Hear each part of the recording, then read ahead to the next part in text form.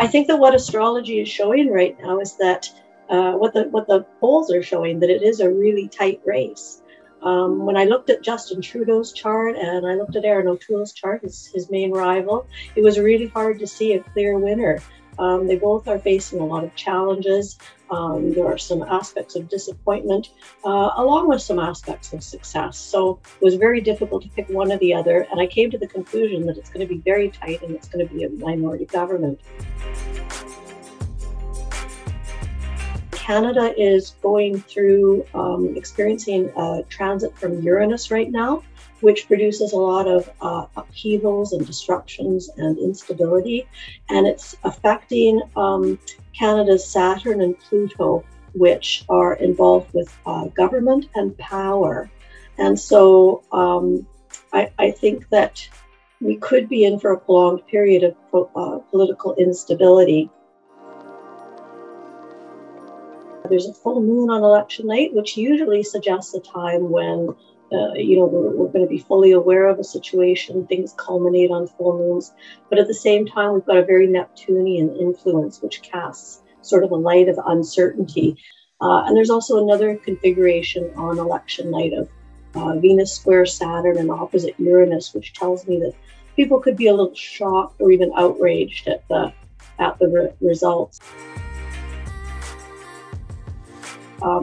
We have an exact birth time for Justin Trudeau, but we don't have a birth time for the other leaders. And there's a lot you could tell about people's charts without a birth time, but still there's some pieces missing. So Justin Trudeau, the full moon on election day connects with his chart really strongly, which I think is a good sign. It wasn't the best time for him to make this kind of a gamble, though. He probably should have consulted an astrologer, but there's a number of worrying transits and so on in his chart, but probably the most worrisome is that his progressed and directed Uranus, and that's that disruptive planet again, is square his progressed and directed midheaven. What this could mean is an abrupt change in his career or his personal direction. And he's also got his progressed moon is being transited by Saturn too, which can mean an emotionally difficult time, sometimes a time where people have self-recriminations because, why did I do that? But on the other hand, Trudeau has a really strong Jupiter in his birth chart, Jupiter being the planet of good fortune.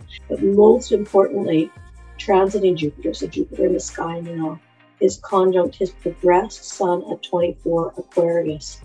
That might just be enough to pull through another win for him. So there are a couple of transits on election night that made me think he has a shot at winning.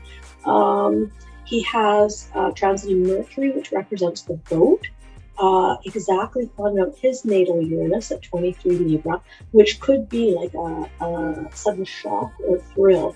And like Trudeau, he's got a kind of a lucky Jupiter placement. But what's more worrisome is what happens afterwards. Because his progressed sun is at 21 Pisces, and it's being transited by Neptune on election day, and that's going to keep going until at least February 2022. And that kind of transit, that's very, disillusioning, disappointing. Combined with that, there's a solar eclipse on December 4th. It's going to be conjunct his Mars and opposite his Saturn, and that tells me he's going to be in for a fight. And so I'm thinking either he's going to win the election and he's going to struggle to hold confidence to stay in power because he's going to be outnumbered by the Liberals and the NDP and the Greens, or he's not going to win and he's going to have to fight to retain his leadership of the Conservative Party. As an astrologer, it's even very difficult for me to call whether or not we're going to have a Liberal government or a Conservative government. But whoever wins, I think that we're in for a prolonged period of political instability. So I think that voters should prepare to be a little bit uncertain on election night and maybe a little bit shocked by what happens too.